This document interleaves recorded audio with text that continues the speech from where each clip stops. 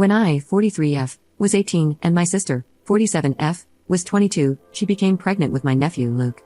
My sister and her then boyfriend, who is now her husband, didn't show any interest in Luke when he was born, so I took on the role of caring for him. I enlisted the help of my grandmother, who was a tremendous support and an angel, and she watched over him while I was in my last year of high school in exchange for me cleaning and cooking for her on the weekends. My parents weren't much help either. They would give me about $100 a month for Luke, and if you have a kid, then you know it's not much, so my grandmother and I were the only ones taking care of him. A year after I graduated from high school, I was kicked out with my nephew because my parents, sister, and her husband didn't want to deal with us anymore. My sister said she wished she had never given birth to him. I immediately went to my grandmother, and we visited a family law attorney. I obtained custody of him, and my sister and her husband signed their rights to me, so I will be calling Luke my son instead of my nephew. From then on, I lived with my grandmother, and while I attended community college and worked part-time, she looked after my son. It was a lot of work, especially when my grandmother passed away when Luke was 6. In her will, my grandmother left 90% of her things to me. This event prompted my parents and sister to reach out to me under false pretenses to reconnect and meet my son. However, the reunion didn't last long, and I made it clear to them that they could either behave appropriately or never see us again.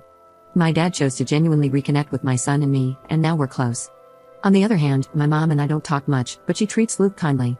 When Luke was 8, both my sister and I became pregnant. That's when my sister decided she wanted my son back, and started telling him that my husband and I wouldn't love him anymore once my, in her words, actual son arrived. For context, my husband met Luke when he was 5, and we were already together for a year before that meeting.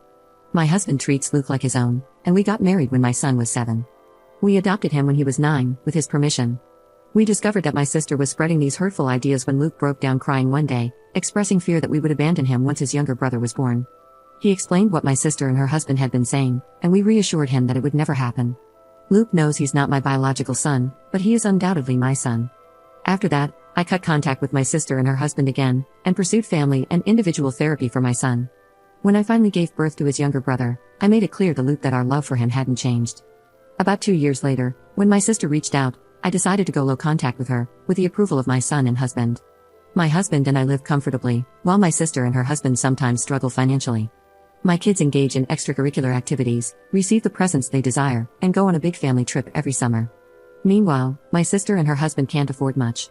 When my niece was around 9, my sister began making comments about how I needed to pay for this or that for my niece, and I told her it wasn't my responsibility. Although I gave my niece the gifts she wanted, and took her out from time to time, it wasn't even close to how I treated my own kids. Now, my second son is turning 17, and my husband and I were discussing getting him an affordable starter car, just as we did for Luke when he turned 17.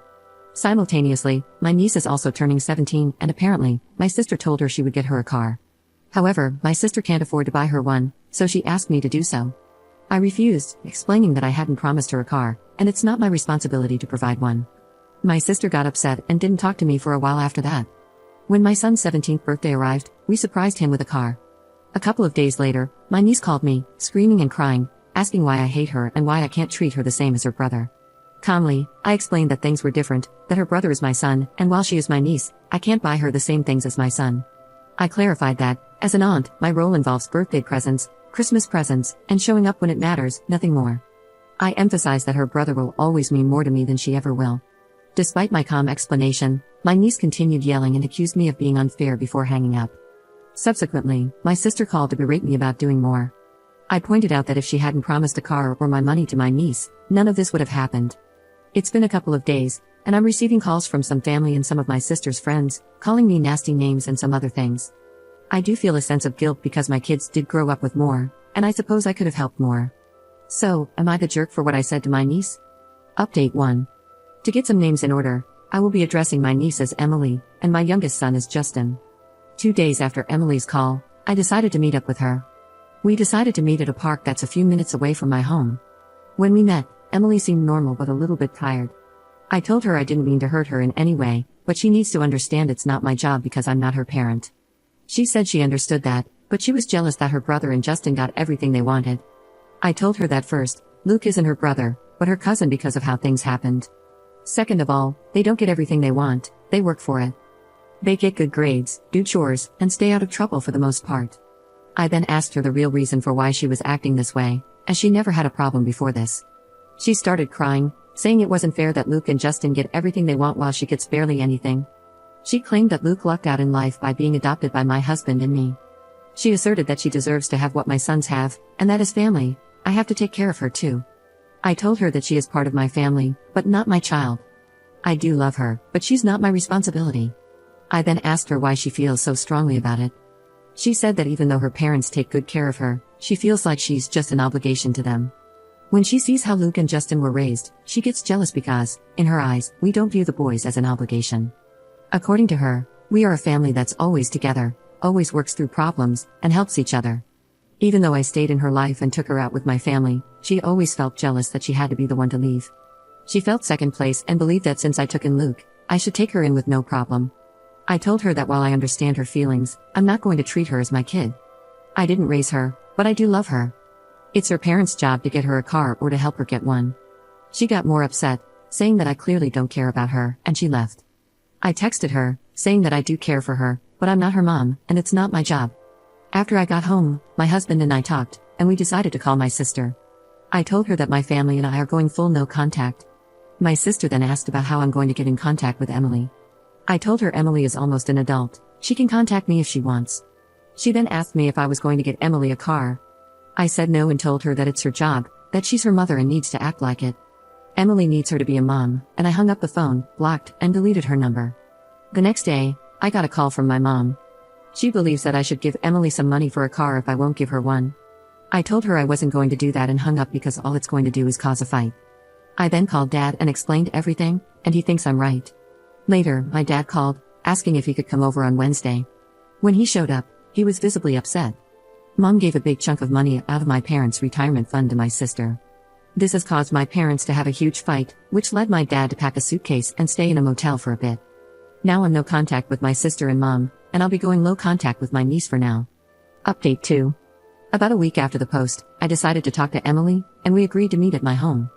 I asked everyone not to be home because I wanted her and me to talk privately. When she showed up, she didn't really want to look at me, and I asked her if I could give her a hug. She nodded her head, and the minute I hugged her, she cried. She said she was sorry for how she acted, and I told her she didn't need to apologize. I asked her about how her parents treat her again to understand more about what's going on. She told me that her dad treats her well and tries to spend time with her, but he's busy because he works 2 jobs. While my sister is home more, she usually just keeps to herself, and doesn't really like to be bugged. I then asked her if she feels like she's been neglected. She said no, just sometimes they don't have family time that much because her parents argue a lot, especially about money. Sometimes her mom does make her feel like an obligation, but she knows that they do love her. I brought up her referring to Luke as her brother, and asked if she truly felt that way about him. She explained that she sees him as a cousin but thought that if she played the brother card, I might feel inclined to help her.